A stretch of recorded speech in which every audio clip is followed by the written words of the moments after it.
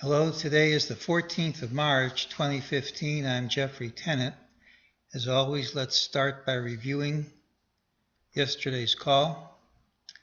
I said I had less confidence in the call than usual, but decided to go with the mejt target around 2054 and change, and that worked, and there was support and resistance right at the level. I also said I would have increased confidence if we did not take out Thursday's high. It was taken out in the futures, and we'll come back to that later, but not in regular trading hours, which is what the mejt system is based upon. I also said if we hit this 2054 and change level, I would look to 2048-ish for support resistance level, and that worked great. During the day, mejt had a couple of calls.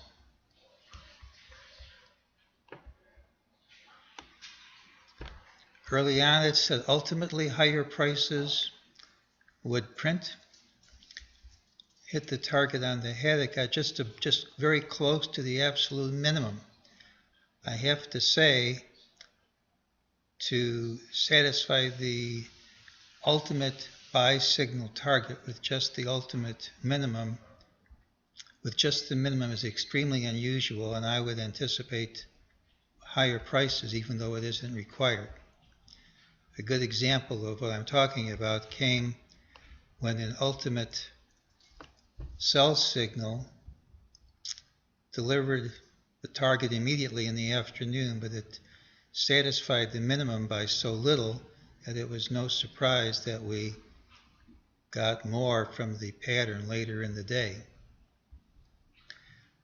Well, we don't have any new mejt targets, and that means I have to rely on other things. The minimum we got was 2058.37. I would expect more than that, meaning I'm expecting, although it's not required, I'm expecting at least 2058.38 at some time, and I still haven't given up on this 2095 price. Let's look at what else we have. You know how I feel about walls into the close. It shows unrestrained purchases by the amateurs. I don't think it's a wall. We had the market in free fall. Only an hour left to trade during the day.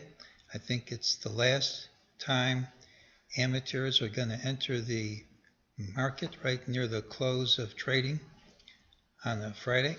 I think the only people who will be going long here and buying with no pullbacks are the pros who know that the selling pressure has dried up. Once the pros leave, right at the close, the market drops and continues dropping in the overnight session when the only ones playing are the amateurs.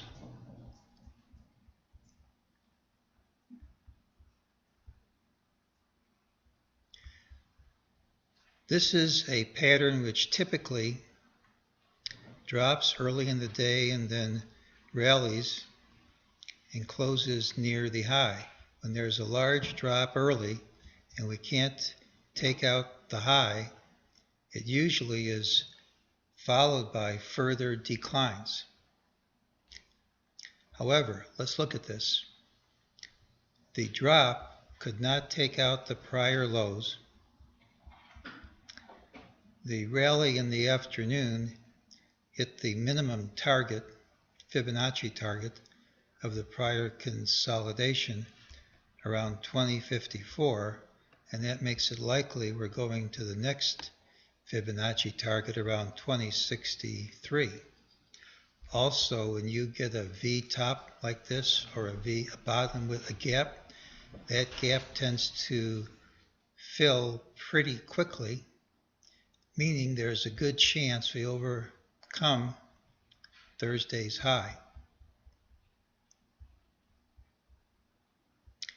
I don't use Elliott wave because I don't know a way to count which everyone agrees upon. It's too subjective for me.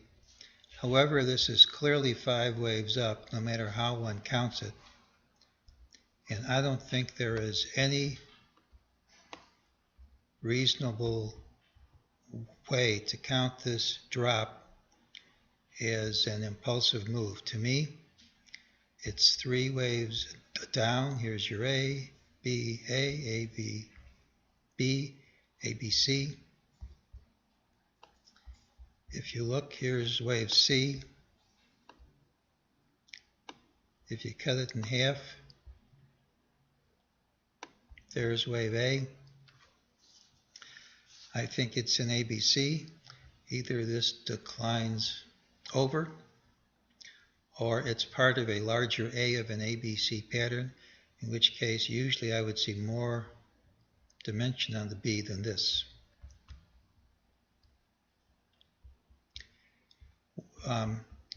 For Monday, I think because we have both negative and positive signs, the commonest occurrence is to have a gap out of the trading range.